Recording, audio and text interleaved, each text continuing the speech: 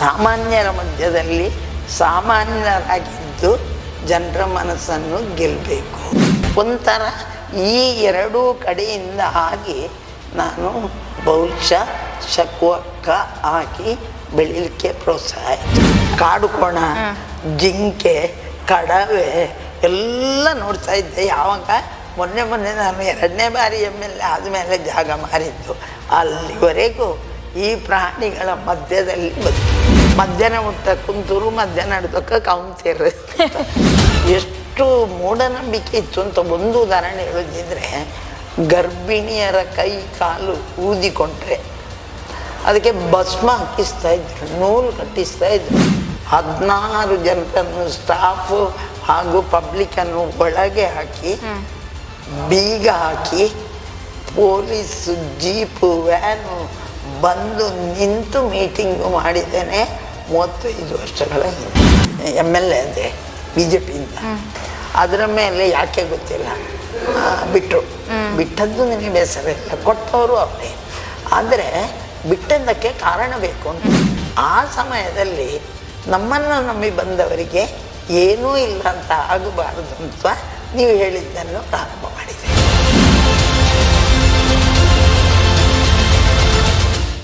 Hi, hello, ನಮಸ್ಕಾರ. Welcome to Akshata unfiltered.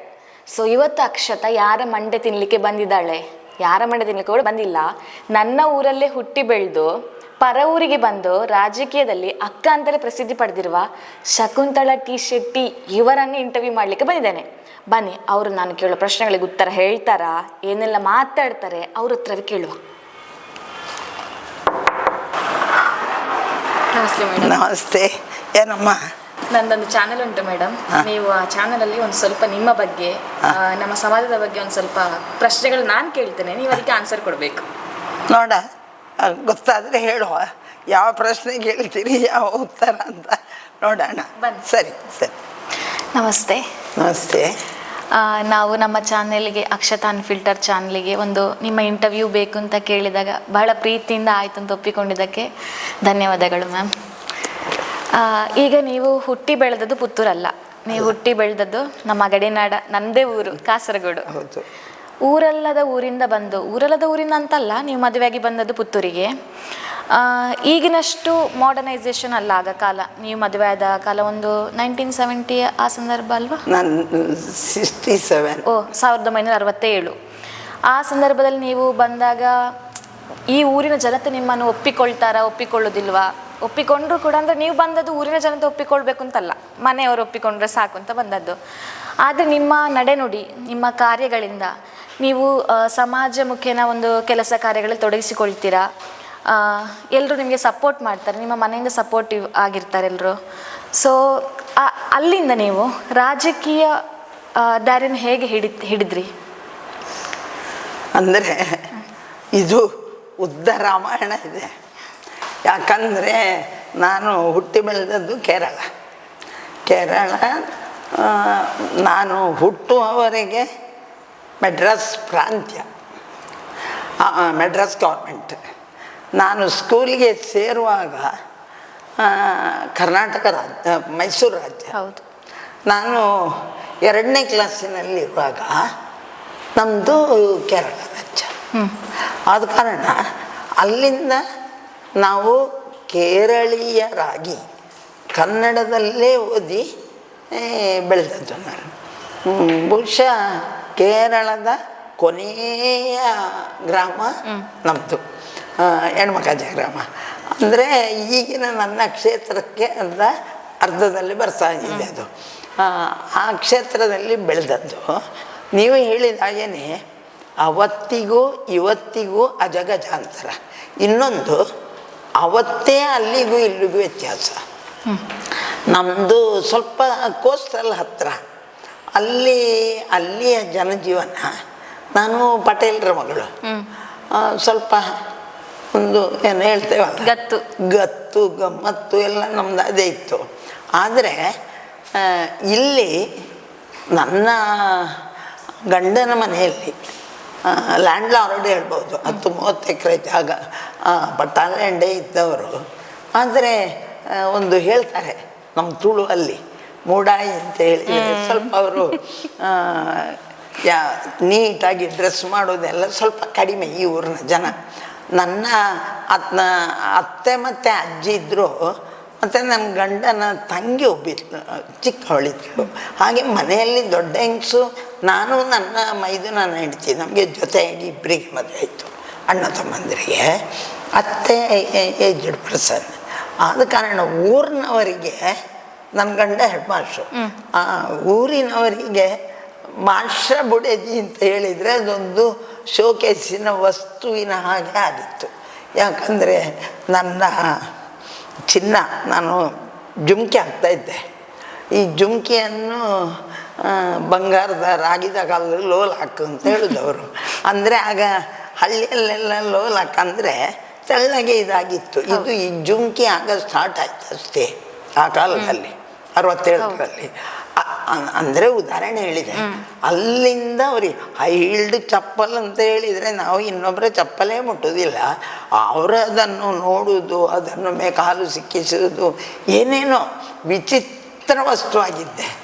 ಆಗ ನನ್ನ ಗಂಡ ನನಗೆ ಕೊಟ್ಟ ಉಪದೇಶ ಏನಂದರೆ, ಸಾಮಾನ್ಯರ ಮಧ್ಯದಲ್ಲಿ ಸಾಮಾನ್ಯರಾಗಿದ್ದು ಜನರ ಮನಸ್ಸನ್ನು ಗೆಲ್ಲಬೇಕು ಅಂತ ತೋರಿಸಿಕೊಟ್ಟವರು ನನ್ನ ಯಜಮಾನರು. ಅವರಿಗೇನಂದ್ರೆ ಎಷ್ಟಂದರೆ ಕೆಲವುದಕ್ಕೆ ನನಗೆ ಸಿಟ್ಟು ಬರ್ತಾ ಇದ್ದೆ. ಅವರು ತೀರಿ ಹೋಗಿ 31 ವರ್ಷ ಆಯಿತು. ಏನಂದರೆ ಕೆಲಸದವರ ಮುಂದೆ ಇಂಗ್ಲೀಷ್ ಅಲ್ಲಿ ಏನಾದರೂ ಒಂದು ವಾಕ್ಯ ಹೇಳಿದ್ರು ನಿಕ್ಕೆ ತುಳು ಬರ್ಬಿಟ್ಟ ಅಂತ ಹೇಳ್ತಿದ್ರು. ಯಾಕಂದರೆ ಅವರು ತಪ್ಪು ನೆನೆಸ್ತಾರೆ ಅಂತ ಅವರ ಮನಸ್ಸಲ್ಲಿ. ನಮಗೆ ಅರ್ಥ ಆಗದ ಹಾಗೆ ಏನೋ ಇವರು ಮಾತಾಡ್ತಾರೆ ಅಂತ ಹೇಳುವ ಭಾವನೆ ಅವರಲ್ಲಿ ಉಂಟಾಗಬಾರ್ದು. ನಾವು ಏನು ಮಾತಾಡೋದಿಲ್ಲ, ಹಾಗಿರುವಾಗ ಅವರಿಗೆ ಗೊತ್ತಾಗುವ ಹಾಗೆ ಮಾತಾಡಿದ್ರೇನು ಅಂತ ಹೇಳುವಂತಹ ಮಾರ್ಗದರ್ಶನ ಇದ್ದ ಕಾರಣ ನಾನು ಎರಡನ್ನು ಸಮತೋಲನ ಮಾಡಬೇಕಾಯ್ತು. ಇನ್ನೊಂದು, ಈ ವಾತಾವರಣ ನೋಡಿದಾಗ ಫಸ್ಟಿಗೆ ಹೋಗಿ ಮನೆಯಲ್ಲಿ ಜಗಳ ಆಡಿದ್ದಿದೆ ಅಮ್ಮನಲ್ಲಿ. ಅಂದರೆ ನಮ್ಮ ಇಡೀ ಫ್ಯಾಮಿಲಿಯಲ್ಲಿ, ನಮ್ಮ ತವ್ರ ಮನೆ ಬೊಳ್ಳೆಗುತ್ತು ಅಂತ, ಇಡೀ ಬೊಳ್ಳೆಗುತ್ತಿನ ಫ್ಯಾಮಿಲಿಯಲ್ಲಿ ಆಗಿನ ಕಾಲದಲ್ಲಿ ಇಂಥ ಮೂಡ ಈ ಹಳ್ಳಿಗೆ ಕೊಟ್ಟಿರುವುದು ನನ್ನನ್ನು. ಅದಕ್ಕೆ ಅಮ್ಮನಲ್ಲಿ ಜಗಳ ಎಲ್ಲ ಬಾಂಬೆ, ಚೆನ್ನೈ, ಡೆಲ್ಲಿಯಲ್ಲಿರುವಾಗ ನನ್ನನ್ನೊಂದು ಅಲ್ಲಿ ಕೊಟ್ಟು ಇದು ಮಾಡಿದ್ರಿಂದ ಹತ್ತಿದ್ದೆ. ಆಗ ಅಮ್ಮನ ಬುದ್ಧಿವಾದವು ಇದೆ, ಎಲ್ಲಿ ಹೋಗ್ತೀಯ ಅಲ್ಲಿ ಹೊಂದಾಣಿಕೆಯಲ್ಲಿ ಬದುಕಿ ಸಮಾಜಕ್ಕೆ ನಾವೇನು ಅಂತ ತೋರಿಸ್ಬೇಕು ಅಂತ. ಇಲ್ಲಿ ತಂದೆ ತಾಯಿ ನನ್ನ ಮಾತು ಹೀಗೆ ಬೆಲೆ ಇಲ್ಲ, ಗಂಡನ ಉಪದೇಶ ಮುಗಿಯುವುದಿಲ್ಲ. ಒಂಥರ ಈ ಎರಡೂ ಕಡೆಯಿಂದ ಆಗಿ ನಾನು ಬಹುಶಃ ಶಕ್ವಕ್ಕ ಆಗಿ ಬೆಳೀಲಿಕ್ಕೆ ಪ್ರೋತ್ಸಾಹ ಆಯಿತು. ಖಂಡಿತವಾಗಿಯೂ ನಾನು ಈಗಲೂ ಹೇಳುವುದಿದೆ ನನ್ನ ಅಣ್ಣ ತಮ್ಮಂದರಲ್ಲಿ, ನಿಮ್ಮ ಹಾಗೆ ನಾನು ಬಾಂಬೆ ಮೆಡ್ರಾಸ್ ಅಂತ ಬಂದಿದ್ದರೆ ಖಂಡಿತ ಹೀಗಾಗ್ತಿರ್ಲಿಲ್ಲ. ಇದನ್ನು ಎದೆ ತಟ್ಟಿ ಹೇಳಬಲ್ಲೆ. ಯಾಕಂದರೆ ಮದುವೆ ಆಯಿತು, ಅಲ್ಲಿ ಗದ್ದೆ, ಈಗೆಲ್ಲ ತೋಟ ಆಗಿದೆ, ಸ್ವಲ್ಪ ತೋಟ. ಅತ್ತೆ ಮನೆಯಲ್ಲಿ ತುಂಬ ತೋಟ, ಒಂದು 10 ಎಕರೆ ತೋಟ ಇದ್ದರೆ 10-20 ಎಕರೆ ಭತ್ತ ಇತ್ತು. ನಾವು ಇದ್ದಲ್ಲೂ ಒಂದು ಜಾಗ ಇತ್ತು, ನಮ್ಮನ್ನು ಅಲ್ಲಿ ಕಳಿಸಿದ್ರು. ಅಲ್ಲಿ ಅಂದರೆ ಪುತ್ತೂರು ಒಂದು ಪೇಟೆ, ಗಂಡನ ಮನೆ ಇದ್ದಂಥದ್ದು ಉಪ್ಪಿನಂಗಡಿ ಹತ್ರ, ಅದು ಒಂದು ಸ್ವಲ್ಪ ಪೇಟೆ ಥರ. ಆದರೆ ನಾನು ಇದ್ದದ್ದು ನನ್ನ ಮನೆಗೆ ತಾಗಿ ಹಿಂದೆ ಕಾಡು. ಕಾಡು ಅಂದರೆ ನಾನು ಮದುವೆಯಾಗಿ ಹೋಗುವಾಗ ಹುಲಿಯೂ ಇತ್ತಂತೆ, ನೋಡಿಲ್ಲ. ಕಾಟಿ ನೋಡಿದ್ದು, ಕಾಡು ಕೋಣ, ಜಿಂಕೆ, ಕಡವೆ ಎಲ್ಲ ನೋಡ್ತಾ ಇದ್ದೆ. ಯಾವಾಗ ಮೊನ್ನೆ ನಾನು 2ನೇ ಬಾರಿ MLA ಆದಮೇಲೆ ಜಾಗ ಮಾರಿದ್ದು, ಅಲ್ಲಿವರೆಗೂ ಈ ಪ್ರಾಣಿಗಳ ಮಧ್ಯದಲ್ಲಿ ಬದುಕಿತು. ಏನೋ ಹೆಬ್ಬಾವು ಬಿಡಿ, ಅದಕ್ಕೆ ಕನ್ನಡದಲ್ಲಿ ಏನು ಹೇಳ್ತಾರೆ ಅಂತಲೇ ಶಬ್ದ ಗೊತ್ತಿಲ್ಲ. ಆನೆ ಕಂದಡಿ, ಪಿಲಿ ಕಂದಡಿ, ಅದು 20-30 ಫೀಟು ಉದ್ದ, ಅಂಥ ಹಾವುಗಳನ್ನು ಜೀವಮಾನದಲ್ಲಿ ನೋಡದವಳು ಒಂಥರ ಆ ಕಾಡಿನ ಮಧ್ಯದಲ್ಲಿ ಬೆಳೆದದ್ದು ಕಾಡು ಬೆಳೆಸಿದ್ದಲ್ಲ, ಕಾಡಿನ ಬದಿಯಲ್ಲಿ ಇದ್ದಂತಹ ಆ ಜನ ಒಂದು ಮುಗ್ಧ ಮನಸ್ಸಿನ ರೈತ ಜನ. ಅವರಲ್ಲಿ ಕೆಲವರು ಒಂದು 3ನೇ 5ನೇ ಕ್ಲಾಸು ಕಲ್ತಿದ್ದಾರೆ ಗೊತ್ತಿಲ್ಲ. ನಾನು ಮದುವೆ ಆಗಿ ಹೋಗುವಾಗ ಒಬ್ಬಳು ಹುಡುಗಿ ಒಬ್ಬ ಹುಡುಗ 5ನೇ 6ನೇ ಕ್ಲಾಸಿನಲ್ಲಿ ಓದ್ತಾ ಇದ್ರು. ಮತ್ತೆ ಇಲ್ಲ, ಅದು ದೊಡ್ಡ 10 ವರ್ಷ ಕಳೆದ ಮೇಲೆ ಸೇರಿದವರು. ಈ ಜನ ಗಾರಿಗೆ ಶಕ್ವಕ್ಕ ಅಲ್ಲೂ ಅದೇ ಅವಸ್ಥೆ, ನನ್ನ ಅತ್ತೆ ಮನೆಯಲ್ಲಿದ್ದಾಗೆ. ಆದರೆ ನಾನು ಭಾರಿ ಮಿತಭಾಷಿ. ನನ್ನ ಕ್ಲೋಸ್ ಫ್ರೆಂಡ್ಸ್ ಬಂದರೆ ಮಾತ್ರ ಮಾತಾಡ್ತಿದ್ದೆ, ಇಲ್ಲದಿದ್ದರೆ ಪಟೇಲ್ರ ಮಗಳು ಅಂತಲ ಅಥವಾ ನನ್ನ ಹುಟ್ಟು ಹಣೆ ಬರವಾಗ ಗೊತ್ತಿಲ್ಲ. ಆದರೆ ನನಗೆ ಬಾಲ್ಯದಲ್ಲೇ ಹೋರಾಟ ಮಾಡೋದು ಅಭ್ಯಾಸ ಇತ್ತು. ಯಾರೇ ನಮ್ಮದೇ SNI ಸ್ಕೂಲಲ್ಲಿ ಹೆಣ್ಣು ಮಕ್ಕಳಿಗೆ ಅನ್ಯಾಯ ಆದಾಗ ಆಗಲೇ ಹೋರಾಟ ಮಾಡಿದ್ದೆ.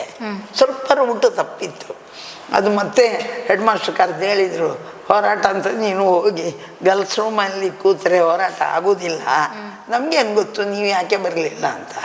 ನೀವು ಮೊದಲು ನಮಗೆ ತಿಳಿಸಿ ಇದು ಹೀಗೀಗೆ ಆಗದಿದ್ದರೆ ನಾವು ಹೋರಾಟ ಮಾಡ್ತೇವೆ ಅಂತ ಹೇಳಬೇಕು ಅಂತ ಹೇಳಿ ಕಲಿಸಿದ್ದು ನನ್ನ ಗುರುಗಳು.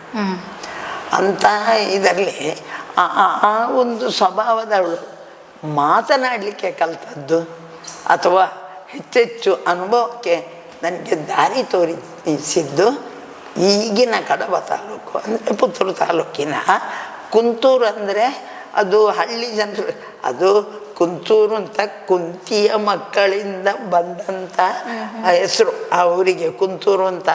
ಅಲ್ಲಿ ಕೆರೆ ಎಲ್ಲ ಉಂಟು, ಆದರೆ ಅಲ್ಲಿ ಸ್ವಲ್ಪ ಹಳ್ಳಿ ಜನ ಒಂದು ಹೇಳ್ತಾ ಇದ್ರು, ಮಧ್ಯಾಹ್ನ ಮುಟ್ಟ ಕುಂತೂರು ಮಧ್ಯಾಹ್ನ ಹಿಡ್ದಕ್ಕ ಕೌಂತೇರು ಅಂದರೆ ಕುಡ್ತದ ಅಂತ ಜನ ಇದ್ದವರು. ಅವರನ್ನು ಎಷ್ಟು ಮೂಢನಂಬಿಕೆ ಇತ್ತು ಅಂತ ಒಂದು ಉದಾಹರಣೆ ಹೇಳೋದಿದ್ರೆ, ಗರ್ಭಿಣಿಯರ ಕೈ ಕಾಲು ಊದಿಕೊಂಡ್ರೆ ಅದಕ್ಕೆ ಭಸ್ಮ ಹಾಕಿಸ್ತಾ ಇದ್ರು, ನೂಲು ಕಟ್ಟಿಸ್ತಾ ಇದ್ರು. ನಾನು ಡಾಕ್ಟ್ರಲ್ಲಿ ಅಲ್ಲಿ ಹೋಗಲಿಕ್ಕೆ ಕೇಳ್ತಿರ್ಲಿಲ್ಲ. ಕೊನೆಗೆ ನಾನು ಸಾಮಾಜಿಕವಾಗಿ ಬೆಳೀಲಿಕ್ಕೆ ಆ ಜನ ಕಾರಣ. ಅವರು ಹೋಗೋದಿಲ್ಲ ಹೇಳುವಾಗ ನಾನೇ ಕರ್ಕೊಂಡು ಹೋಗ್ತೇನೆ ಅಂತ ಕರ್ಕೊಂಡು ಹೋಗಿ ಡಾಕ್ಟ್ರಿಂದ ಅವರಿಗೆ ಟ್ರೀಟ್ಮೆಂಟ್ ಕೊಡಿಸುವ ಪ್ರಯತ್ನ ಮಾಡಿದ್ರಿಂದ ಸಮಾಜಕ್ಕೆ ಅರ್ಪಣೆ ಆದೆ. ಅಂದರೆ ನನಗೆ ಸಾಮಾಜಿಕವಾಗಿ ಕಳಕಳಿ ಇತ್ತು, ಆದರೆ ಹೋಗುವಷ್ಟು ಅದೇ ನಾ ಹೇಳಿದಲ್ಲ, ಸ್ವಲ್ಪ ಗತ್ತು ಗಮ್ಮತ್ತು ಏನೋ ತಲೆಯಲ್ಲಿ ನಾವು ಒಂದು ಇದು ಅಂತ ಇದ್ದಿರ್ಬೋದು. ಆದರೆ ಅಲ್ಲಿ ಹೋದ ಮೇಲೆ ಅದೆಲ್ಲ ಹೋಯಿತು. ಯಾರಿಗೆ ನೋವಾಗಿದೆ, ಹೋಗಿ ಎಲ್ಲಿ ಡಾಕ್ಟರ್ಲಿ ಹೋಗಬೇಕು, ಎಲ್ಲಿ ಆಯುರ್ವೇದಿಕ್ಕಿಗೆ ಹೋಗಬೇಕು, ಅದಕ್ಕೆ ಪ್ರಯತ್ನ ಪಟ್ಟು ಒಬ್ಬೊಬ್ಬರನ್ನು ಕರ್ಕೊಂಡು ಹೋಗ್ಲಿಕ್ಕೆ ಶುರು ಮಾಡಿದೆ. ರಾಜಕೀಯ ನನಗೆ ಆಸಕ್ತಿಯ ಇದಲ್ಲ, ವಿಷಯ ಅಲ್ಲ. ರಾಜಕೀಯ ಅಂದರೆ ರಾಜಕೀಯ ಇರಲಿಲ್ವಾ, ನಾನು 6ನೇ ಕ್ಲಾಸ್ ಇರಬೇಕು. ಕಳ್ಳಿಗೆ ಮಹಾಬಲ ಭಂಡಾರಿಗಳಿಗೆ ಭಾಳಷ್ಟು ಕೆಲಸ ಮಾಡಿದ್ದೇನೆ. ಆಗ ನಮ್ಮ ಕೇರಳದಲ್ಲಿ ಗೊತ್ತಲ್ಲ ನನಗೂ ಕೂಡ, ಅಲ್ಲಿ ಶಾಲಾ ವಿದ್ಯಾರ್ಥಿಗಳು ಮಾಸ್ಟ್ರುಗಳು ಎಲ್ಲ ರಾಜಕೀಯ ಕೆಲಸ ಮಾಡ್ಬೋದು. ಇಲ್ಲಿ ಹಾಗಿಲ್ಲ. ಅಲ್ಲಿ ನಾವೆಲ್ಲ ಕಾಸರಗೋಡು ಕನ್ನಡ ನಾಡು ಅಂತ ಕುಣಿಯೋದು. ಮತ್ತು ನಮ್ಮ ತಲೆಯಲ್ಲಿ ಏನಂದರೆ, ಮಹಾಬಲ ಭಂಡಾರಿ ಗೆದ್ದರೆ, ಕರ್ನಾಟಕ ಸಮಿತಿ ಗೆದ್ದರೆ ಕಾಸರಗೋಡು ಕರ್ನಾಟಕಕ್ಕೆ ಸೇರ್ತದೆ ಅಂತ ಹೇಳುವ ಭಾವನೆಯಲ್ಲಿ ಸಾಧಾರಣ ಅದು 5 ಎಸಳಿನ ಹೂ, ತಾವರೆಲ್ಲ 5 ಎಸಳಿನ ಹೂ, ಅದನ್ನು ಬಿಡಿಸಿ ಫ್ಲ್ಯಾಗ್ ನಾನು ಹೊಲಿತಿದ್ದೆ, ಗೊತ್ತಿತ್ತು, ಮಿಷನ್ ಇತ್ತು, ಮಾಡಿ ಫ್ಲ್ಯಾಗ್ ಮಾಡಿ ಕೊಡುವ ಕೆಲಸ ಮಾಡ್ತಾ ಇದ್ದೆ. ಮತ್ತು ನನ್ನ ನೆನಪಿನಲ್ಲಿ ಬ್ಯಾಲೆಟ್ ಪೇಪರ್ ಸ್ಟಾರ್ಟ್ ಆದ್ದು ಆ ಇಲೆಕ್ಷನ್ಗೆ. ಮನೆಯಲ್ಲಿ ಮೊದಲು ಬಹುಶಃ ಹಾಗೆ ಹೀಗಿತ್ತು ಕಾಣ್ತದೆ, ಒಬ್ಬೊಬ್ಬರಿಗೆ ಒಂದೊಂದು ಬಾಕ್ಸ್ ಇಡೋದು, ಯಾವ ಬಾಕ್ಸಿಗೆ ನಮ್ಮ ಓಟ್ ಹಾಕ್ತೇವ ಅದು ಆಗಿರಬೇಕು. ನಾವು 6ನೇ ಕ್ಲಾಸಿನ 6-5 ಆ ಮಕ್ಕಳು ಹಿಡ್ಕೊಂಡು ಹೋಗಿದ್ದೇವೆ ಮನೆಗೆ ಹಿಡ್ಕೊಂಡು ಹೋಗಿ ನೆಕ್ ಇಂಚ ಒತ್ತೋಡು ಇಂಚ ಮಾಡಿ ಪೊಡೆ ಹೇಳ್ತಾ ಇದ್ದೆವು. ಯಾಕಂದರೆ ನಮ್ಮ ಕಡೆ ಆಗ ಕಮ್ಯುನಿಸ್ಟ್ ಜಾಸ್ತಿ, ಒಂದು ಮನೆಯಲ್ಲಿ ಪೆಟ್ಟು ತಿನ್ನದೆ ಓಡಿದ್ದೇವೆ ಮಕ್ಕಳೆಲ್ಲ. ಅಂತಹ ಅನುಭವದಲ್ಲಿದ್ದಾಗ ರಾಜಕೀಯ ನನಗೆ ಇಷ್ಟ ಇರಲಿಲ್ಲ. ಕರ್ನಾಟಕ ಸಮಿತಿ ಗೆಲ್ಲಬೇಕು ಅಂತ ಮದುವೆ ಆಗುವ ಮೊದಲು 3 ಚುನಾವಣೆಯಲ್ಲಿ ಕೆಲಸ ಮಾಡಿದ್ದೇನೆ. ಒಂದು ಜೋಡಿತ್ತು, ಅದು ಕರ್ನಾಟಕ ಸಮಿತಿ ಜೋಡಿತ್ತಾಯಿತು, ಅಲ್ಲಿಗೆ ಮುಗೀತು ರಾಜಕೀಯ ನಂದು. ಮತ್ತೆ ಮದುವೆ ಆಯಿತು. ಮದುವೆ ಆಗಿ 10 ವರ್ಷ ಕಳೆದು 78ಅಲ್ಲಿ ನಮ್ಮಲ್ಲಿ ಪಂಚಾಯತಿ ಎಲೆಕ್ಷನ್ ಆಗುವಾಗ ನಂದು ನಮ್ಮಲ್ಲೊಂದು ಭಜನಾ ಮಂದಿರ ಇದೆ, ಅದು ಶಾಲೆಯಲ್ಲೇ ಆಗ್ತಾಯಿತ್ತು. ನವರಾತ್ರಿಯಲ್ಲಿ ನಾನು ಹೋಗಿ ಎಲ್ಲ ಹೆಣ್ಣು ಮಕ್ಕಳನ್ನು ಸೇರಿಸಿ, ಅಲ್ಲಿ ಹೆಣ್ಣು ಮಕ್ಕಳು ಎದುರು ಬರುವುದಿಲ್ಲಲ್ಲ ಆ ಕಾಲದಲ್ಲಿ, ಭಜನೆ ಮಾಡೋದು ಎಲ್ಲ ಮಾಡ್ತಾಯಿದ್ದೆವು. ಇದರಿಂದಲೇ ಏನೋ ಗೊತ್ತಿಲ್ಲ, ಕೆಲವು ಪ್ರಮುಖರು ಹೋಗಿ ಶಾಲೆಯಲ್ಲಿ ನನ್ನ ಗಂಡ, ಅವರು ತಿಮ್ಮಪ್ಪ ಶೆಟ್ಟಿ ಅಂತ, AT ಶೆಟ್ಟಿ ಅಂತ ಕರೀತಿದ್ರು, ಅವರು ಮತ್ತೆ ಇನ್ನು ಗಣಪತಿ ಭಟ್ರು ಅಂತ ಒಬ್ಬರು ಇದ್ರು, ಇಬ್ಬರಿಗೆ ಒತ್ತಾಯ ಮಾಡಿದರು, ನಿಮ್ಮ ಇಬ್ಬರಲ್ಲಿ ಒಬ್ಬರ ಹೆಂಡತಿಯನ್ನು ಚುನಾವಣೆ ನಿಲ್ಲಿಸಬೇಕು ಅಂತ. ಅಂದರೆ ಎಲ್ಲರೂ ಅವರು ಅದೇ ಭಜನೆಗೆಲ್ಲ ಬರ್ತಿರಲಿಲ್ಲ, ಲಕ್ಷ್ಮೀಜಿ ಭಟ್ ಅಂತ. ಆದ ಕಾರಣ ಎಲ್ಲರೂ ಸೇರಿ ನಮ್ಮ ತಲೆಗೆ ಹಾಕಿದರು. ನಾನು ಬೇಡ ಅಂತ ನನ್ನ ಗಂಡನಿಗೂ ನನಗೂ ಅದರಲ್ಲಿ ಸ್ವಲ್ಪ ಜಟಾಪಟಿ ಹಾಕಿ ಅವರು ಹಾಕಲೇಬೇಕು ಹೇಳಿದರು. ಕೊನೆಗೆ ಅವರ ಒತ್ತಾಯಕ್ಕೆ ಹೋಗಿ ನಾಮಿನೇಷನ್ ಹಾಕಿದೆ.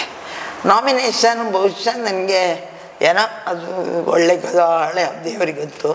ಅಂತೂ ಮಾಸ್ಟರ್ ಹೆಂಡತಿ ಅಂತ ಹೇಳುವ ಕಾರಣಕ್ಕೆ ಯಾರು ನನಗೆ ಎದುರಾಗಿ ನಾಮಿನೇಷನ್ ಹಾಕಲಿಲ್ಲ, ಅವರೇ ಇರಲಿ ಅಂತ. ನಾನು ಅವಿರೋಧವಾಗಿ ಆಯ್ಕೆಯಾಗಿ, ನನಗೆ ಮನಸ್ಸಿಲ್ಲದಿದ್ದರೂ ಆಸಕ್ತಿ ಇಲ್ಲದಿದ್ದರೂ ಇಂಡೈರೆಕ್ಟಾಗಿ ರಾಜಕೀಯಕ್ಕೆ ಕಾಲಿಟ್ಟೆ. ಪಕ್ಷ ಇರಲಿಲ್ಲ, ನನಗೆ ಪಕ್ಷ ಇರಲಿಲ್ಲ, ಯಾಕಂದರೆ ಅವಿರೋಧ.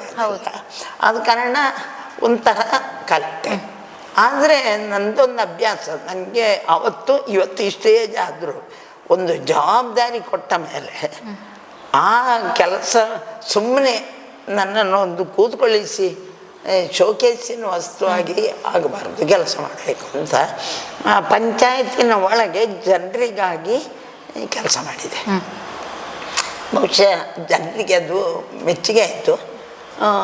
83ರಲ್ಲಿ ನಮ್ಮ ಆ ಪಂಚಾಯತ್ ಅವಧಿ ಮುಗಿಯಿತು, 5 ವರ್ಷ ಒಂದು ಪಂಚಾಯತು. ಅಷ್ಟಾಗುವಾಗ 3 ಪಕ್ಷ, ಒಂದು BJP, ಒಂದು ಕಾಂಗ್ರೆಸ್, ಇನ್ನೊಂದು ಜನತಾ, ಈ 3 ಪಕ್ಷದವರು ನನ್ನನ್ನು ಹಿಂಡಲಿಕ್ಕೆ ಶುರು ಮಾಡಿದರು. ನನ್ನ ಗಂಡ ಬೇಡ ಅಂತ ಹೇಳ್ತಾಯಿದ್ರು. ನಾವು ಗೋವಾ ಟೂರಿಗೆ ಹೊರಟಿದ್ದೆವು, ಗಂಡ ಹೆಂಡತಿ ನನ್ನ ಸಣ್ಣ ಮಗು. ಹೊರಟಾಗ ಬಸ್ ಹತ್ತಲಿಕ್ಕೆ ಆಗುವಾಗ BJP ಒಂದು ಟೀಮ್ ಬಂದು ಒತ್ತಾಯ ಮಾಡಿದರು. ಇವರು ಎಲ್ಲ ಇದ್ರೆ ಹೇಳ್ತಿದ್ರು ಹೋಗ್ತೀರಾ ಇಲ್ವಾ ಅಂತ. ಬಹುಶಃ ಇನ್ನು ಟೂರ್ ಹೋಗುವಾಗ ತಲೆ ಬಿಸಿ ಮಾಡ್ಕೊಂಡು ಹೋಗೋದು ಯಾಕೆ ಅಂತ ಇರ್ಬೋದು. ನಿಲ್ಲಿಸ್ತಿದ್ರೆ ನಿಮ್ಮ ಪಕ್ಷದಲ್ಲಿ ನಿಲ್ಲಿಸ್ತೇವೆ, ನಮಗೆ ರಾಜಕೀಯ ಬೇಡ ಅಂಥೇಳಿ ನಾವು ಬಸ್ ಹತ್ತಿ ನಾವು ಹೋದೆವು. ನಾವೆಲ್ಲ ಟೂರ್ ಹೋಗಿ ಬರುವಾಗ 6-7 ದಿನ ಆಗಿದೆ.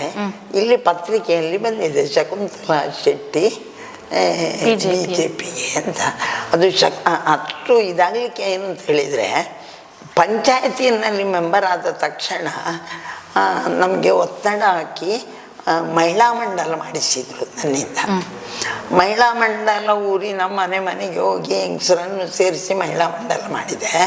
ಅಂದರೆ ಮಹಿಳೆಯರಿಗೆ ಇಂಥ ಯುವತಿಯರಿಗೆ ಅವಕಾಶ ಜಾಸ್ತಿ ಅಂತೇಳಿ ಈ ಕಾಲೇಜಿಗೆ ಹೋಗೋ ಹೆಣ್ಣು ಮಕ್ಕಳನ್ನು ಎಲ್ಲ ಸೇರಿಸಿ ಯುವತಿ ಮಂಡಲ ಮಾಡಿದೆ.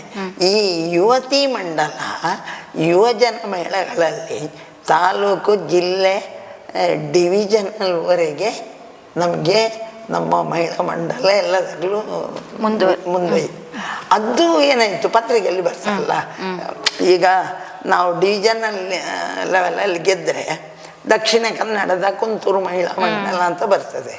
ನಾವು ಜಿಲ್ಲೆಯಲ್ಲಿ ಗೆದ್ದರೆ ಪುತ್ತೂರು ತಾಲೂಕಿನ ಕುಂತೂರು ಮಹಿಳಾ ಮಂಡಲ ಜಿಲ್ಲಾ ಇದು ಪಡೆದಿದೆ.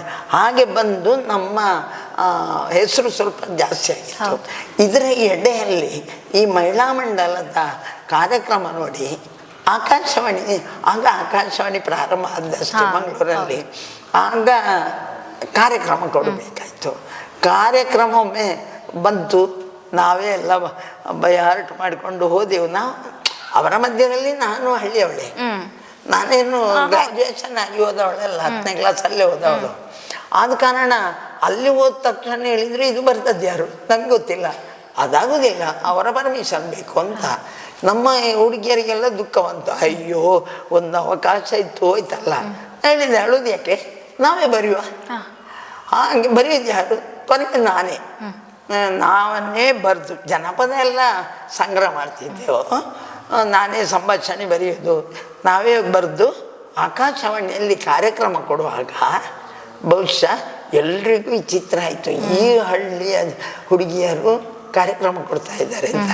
ಉದಾಹರಣೆಗೆ ಈಗ ನೀವು ಯಾವುದೋ ಒಂದು ಗ್ರಾಮದವರು, ನಿಮಗೆ ಆಕಾಶವಾಣಿ ನೋಡಬೇಕು ಹೋಗಬೇಕು ಅಂತಿದ್ರೆ ಅಂಥವರು ನಮ್ಮಲ್ಲಿ ಬರೋದು, ಒಂದು ಅವಕಾಶ ನಮ್ಗೆ ಕೊಡಿ ಅಂತ.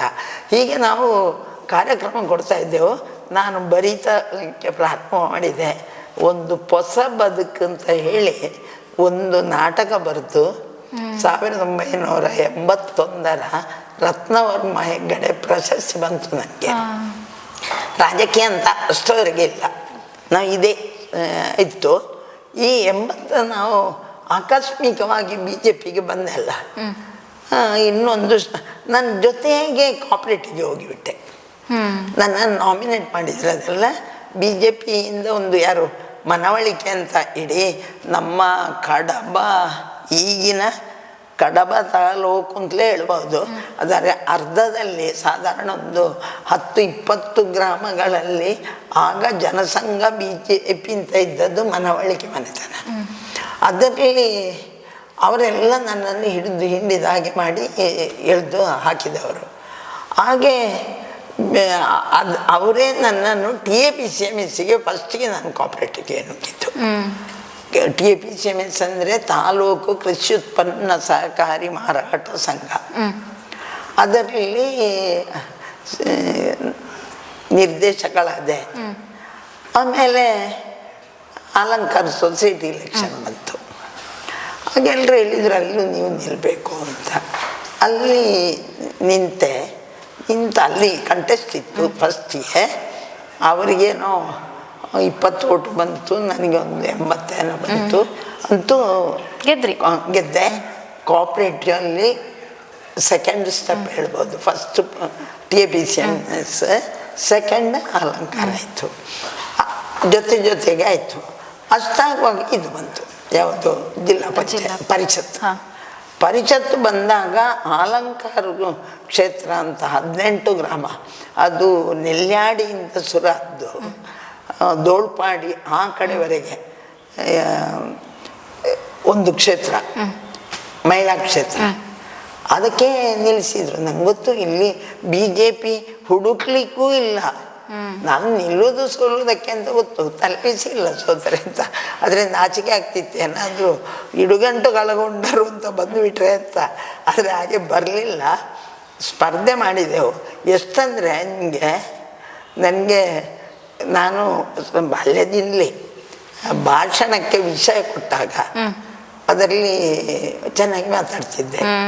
ಚರ್ಚಾ ವಿಷಯ ಬಂದರೆ ಈಗ ಯಾವುದೋ ಸಣ್ಣದಿರುವಾಗ ಬರೋದು ಕಬ್ಬಿಣ ಮೇಲ ಚಿನ್ನ ಮೇಲ, ಅದರಿಂದ ಮೇಲೆ ಒಂದೊಂದು, ಅದರಲ್ಲಿ ಮಾಸ್ಟ್ರು ಕೊಟ್ಟದ್ದನ್ನೇ ಮಾತಾಡಬೇಕು. ಹೌದು, ನಮಗೆ ಕಂಡದ್ದಲ್ಲ, ಅದನ್ನು ಮಾತಾಡಿ ಅಭ್ಯಾಸ ಇದ್ದವಳು. ಇಲ್ಲಿ ವಿಷಯ ಕೊಡುವುದಿಲ್ಲಲ್ಲ, ಕೊನೆಗೆ ಅದು ಮಾತಾಡ್ಲಿಕ್ಕೆ ಗೊತ್ತಿಲ್ಲ. ಕೊನೆಗೆ ಒಂದು 10 ಹೇಳ್ತಾರೆ. ನನಗೆ ಇನ್ನು ಬರ್ಕೊಂಡು ಓದುವುದು ಆಗಲೂ ಇಲ್ಲ ಈಗಲೂ ಇಲ್ಲ. ನನ್ನ ತಲೆಯಲ್ಲಿ ಉಳಿದದನ್ನು ಮಾತ್ರ ಮಾತಾಡೋದು. ಇವರು ನಮ್ಮ ಕರಂಬಳ್ಳಿ ಸಂಜೀವ ಶೆಟ್ಟರು, ಆಗ MLC ಅವರು, ಪಕ್ಷದ ರಾಜ್ಯದ ಉಪಾಧ್ಯಕ್ಷರು, ಅವರು ಹೇಳ್ತಾಯಿದ್ರು ಸರಕಾರ, ಆಗ BJP ಏನಿಲ್ಲ, ಅವರು ಸರಕಾರ ಮಾಡಿದ್ದು ಒಳ್ಳೆಯದ ಕೆಟ್ಟದೇ ಅದನ್ನು ದೂರತ ಬರುವುದೇ ರಾಜಕೀಯ ಅಂತ. ಹಾಗೆ ಮಾತಾಡಲಿಕ್ಕೆ ಕಲಿತದ್ದು. ಮೊದಲು ಕಲೀಲಿಲ್ಲ. ಅಂದರೆ ವಿಷಯ ಏನು ಕೊಟ್ಟರೆ ಅಷ್ಟು ಸ್ವಲ್ಪ ಮಾತಾಡಿ ಕೂತ್ಕೊಳ್ತಿದ್ದೆವು. ಅದರಲ್ಲಿ ನಾನು ಸೋತೆ. ಇಲ್ಲಿ ಕಾಂಗ್ರೆಸ್ ಜನತಾದಿಂದ ನಿಂತವರು ತುಂಬ ಆ್ಯಕ್ಟಿವ್, ಅವರು ಸೋತರು. ಕಾಂಗ್ರೆಸ್ಸಿನವರು ಗೆದ್ದರು. ಅವರು ಎಜುಕೇಟೆಡ್, ಆದರೆ ಬಾಯಿ ಬಿಡ್ತಾನೇ ಇರಲಿಲ್ಲ. ಜಿಲ್ಲಾ ಪರಿಷತ್ ಮೆಂಬರ್ ಆದರು. ಆಮೇಲೆ ಏನಾಯಿತು, ಅಲ್ಲಿಂದ ನನ್ನ ಇದು ಚೇಂಜ್ ಆಯಿತು ಹೇಳ್ಬೋದು. ಒಮ್ಮೆ ನಮ್ಮ ಪಕ್ಷದ ಅಧ್ಯಕ್ಷರು ಪುತ್ತೂರಿನ ನಾಳೆ ಜಿಲ್ಲೆಯಲ್ಲಿ ಮೀಟಿಂಗ್ ಉಂಟು, ಮೊನ್ನೆ ಸೋತವರು ಎಲ್ಲರೂ ಬರಬೇಕಂತೆ ಅಂತ ಹೇಳಿದರು. ನಾವು ಇಡೀ ಜಿಲ್ಲೆಯಲ್ಲಿ, ಆಗ ಜಿಲ್ಲೆ ಬೈಂದೂರಿಂದ ಸುಳ್ಯದವರೆಗೆ ಒಂದೇ, ಅದರಲ್ಲಿ 8 ಮಹಿಳೆಯರು ನಿಂತಿದ್ದೆವು. ಆ 8 ಜನ ಬರಬೇಕಂತೆ. ಚಕ್ವಕ್ಕ ನೀವು ಬರಬೇಕು ಹೇಳಿದರು. ನಾನು ಬೇಡ ಹೇಳಿದೆ. ನನ್ನ ಯಜಮಾನರು ಹೇಳಿದರು ಹೋಗಿ ಬಾ, ಒಮ್ಮೆ ನೋಡಿದಾಗೆ ಆಗ್ತದೆ ಮತ್ತೆಲ್ಲ ಹೋಗೋದು ಬೇಡ ಅಂತ. ಅಲ್ಲಿ ಹೋದರೆ ಗ್ರಾಚಾರ ಬಂದಿರೋದೇ ಬೈಂದೂರಿನವರು ಮತ್ತು ನಾನು.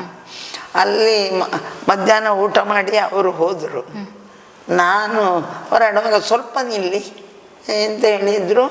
ಯುವ ಮೋರ್ಚಾಕ್ಕೆ ಒಬ್ಬರನ್ನು ಡಿಕ್ಲೇರ್ ಮಾಡಿದರು. ಮಹಿಳಾ ಮೋರ್ಚಾಕ್ಕೆ ಜಿಲ್ಲೆಗೆ ಅಧ್ಯಕ್ಷರಾಗಿ ನನ್ನನ್ನು ಮಾಡಿದರು. ಅಳಿದ ಊರಿನಲ್ಲಿ ಉಳಿದ ಅಂತ ಇಡೀ ಸಭೆಯಲ್ಲಿ ಇರುವುದೇ ನಾನೊಬ್ಬಳು. ನನ್ನೇ ಮಾಡಿದರು.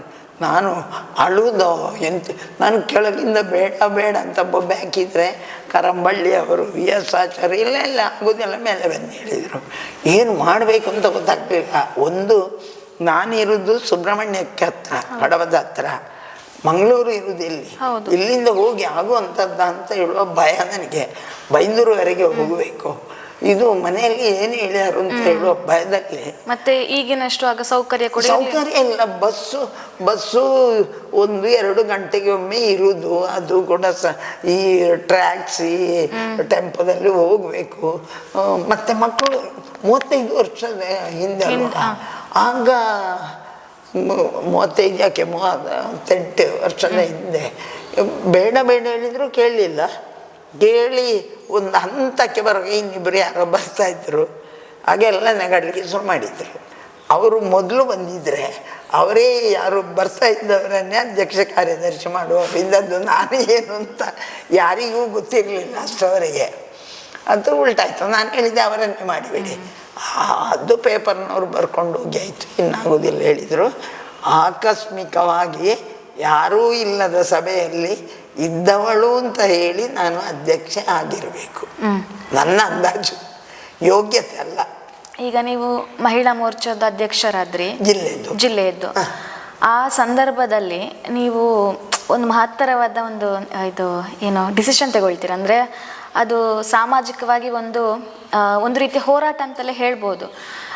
ಹಿಂದೂ ಮುಸ್ಲಿಂ ಕ್ರೈಸ್ತರ ಹುಡುಗಿಯರನ್ನು ಒಗ್ಗೂಡಿಸಿಕೊಂಡು ನೀವು ವರಮಹಾಲಕ್ಷ್ಮಿ ಪೂಜೆಯನ್ನು ಸ್ಟಾರ್ಟ್ ಮಾಡ್ತೀರಿ. ಅದರಿಂದ ನಂತರ ಆದರೆ ನೀವು ಹೇಳಿದ್ದು, ನಾನು ಅವತ್ತು BJPಯಲ್ಲಿ ಇದ್ರು ಅಥವಾ ಇವತ್ತು ಬಿಟ್ಟರು, ನನ್ನ ಮಾನಸಿಕ, ನಾನು ನಿಮಗೆ ಯುವತಿ ಮಂಡಲ ಹೇಳಿದೆ ಅಲ್ಲ, ಈ ಯುವತಿ ಮಂಡಲದಲ್ಲಿ ನನಗೆ ಇದು ಹೆಗಲಿಗೆ ಹೆಗಲು ಕೊಟ್ಟು ಕೆಲಸ ಮಾಡಿದವರೇ ಅವರು ಕ್ರಿಶ್ಚನ್ ಹುಡುಗಿಯರು, ಮಲಯಾಳಿ ಕ್ರಿಶ್ಚನ್ ಹುಡುಗಿಯರು, ಕೇರಳದಿಂದ ಬಂದವರ ಮಕ್ಕಳು.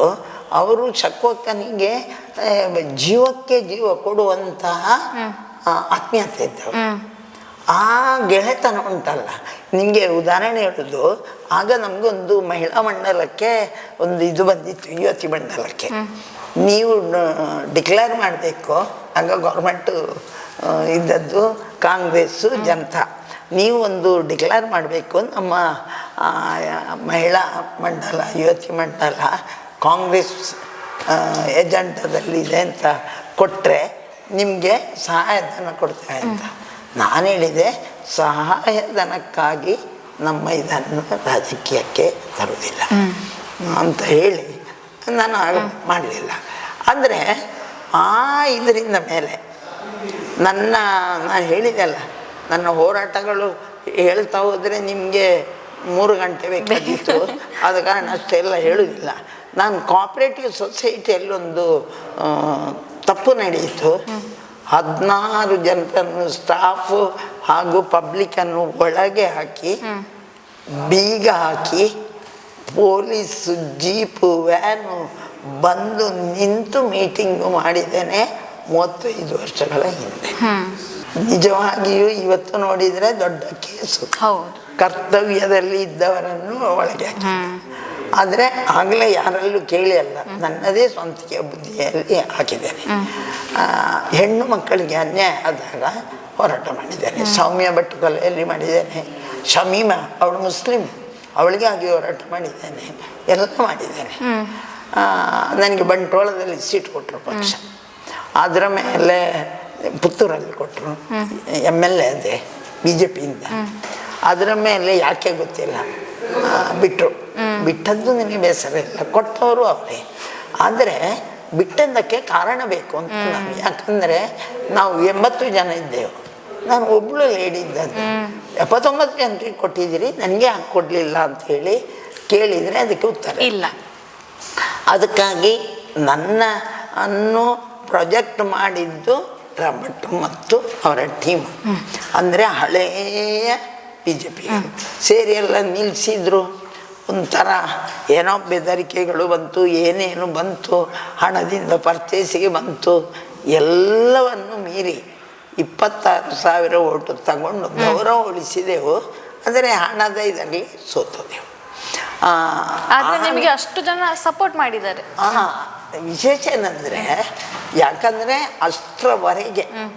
ಅಷ್ಟರವರೆಗೆ ನಾನು ತಿಳಿದ ಲೆಕ್ಕದಲ್ಲಿ BJP ಇರಲಿ ಜನಸಂಘ ಇರಲಿ ಓಟಿಗೆ ಒಂದು 10-20,000 ಖರ್ಚು ಮಾಡುವುದೇ ದೊಡ್ಡದು. ನಾನು 30 ವರ್ಷ BJPಯಲ್ಲಿ ಕೆಲಸ ಮಾಡಿದ್ದೇನೆ. ಬೂತಿಗೆ ಹಣ ನನ್ನಲ್ಲಿ ಕೊಟ್ಟದ್ದು ನನಗೆ ಗೊತ್ತಿಲ್ಲ. ಅಂಥ BJPಯಲ್ಲಿ ಕೋಟಿ ಹಣ ಬಂತು, ನಾವು ಕೊಚ್ಚೋದೆವು. ಅದು ಬಿಡಿ, ನಾವು ಮಾಡಿದ್ದು ಪಾರ್ಟಿ ವಿದ್ಯೆ ಡಿಫರೆನ್ಸ್ ಏನು ಅಂತ ಕೇಳಬೇಕು ಅಂತ ಅದು ನಿಂತೆವು, ಸೋತೆವು. ಆ ಸಮಯದಲ್ಲಿ ನಮ್ಮನ್ನು ನಂಬಿ ಬಂದವರಿಗೆ ಏನೂ ಇಲ್ಲ ಅಂತ ಆಗಬಾರದು ಅಂತ ನೀವು ಹೇಳಿದ್ದನ್ನು ಪ್ರಾರಂಭ ಮಾಡಿದೆ. ಮಹಿಳೆಯರಿಗಾಗಿ ಒಂದು ಸಮರ್ಪಣ ಅಂತ ಒಂದು ಸಂಸ್ಥೆ ಕಟ್ಟಿದೆ. ಸಮರ್ಪಣ ಅಂದರೆ ಹೆಣ್ಣು ಮಕ್ಕಳಿಗೆ ಅನ್ಯಾಯ, ಯಾರು ನಮ್ಮ ಹೆಂಗಸರು ಬರುವುದಿಲ್ಲ, ಮಾಡೋದು ನಾನೇ. ಆದರೂ ಕೂಡ ಒಂದು ಸಂಘಟನೆ ಕಟ್ಟಿ ನಾನದರಲ್ಲಿ ಏನಿಲ್ಲ, ನಾನೇ ಹೆಸರಿಗೆ ಇನ್ನೊಬ್ಬರನ್ನು ಅಧ್ಯಕ್ಷರು, ಗಂಗಾರತ್ನ ಅಂತ ಒಬ್ಬರನ್ನು ಅಧ್ಯಕ್ಷರು ಮಾಡಿದೆ. ವರಮಹಾಲಕ್ಷ್ಮಿ ಪೂಜಾ ಕಮಿಟಿ ಅಂತ ಮಾಡಿದರು. ಶುಭಮಾಲಿನಿ ಮಲ್ಲಿ ಅಂತ ಅವರನ್ನು ಅಧ್ಯಕ್ಷರು ಮಾಡಿದೆ. ಅದರಲ್ಲಿ ಮರಿಯಮ್ಮ ಥೋಮಸ್, ಜೋಹರಾ ನಿಸಾರ್ ಎಲ್ಲ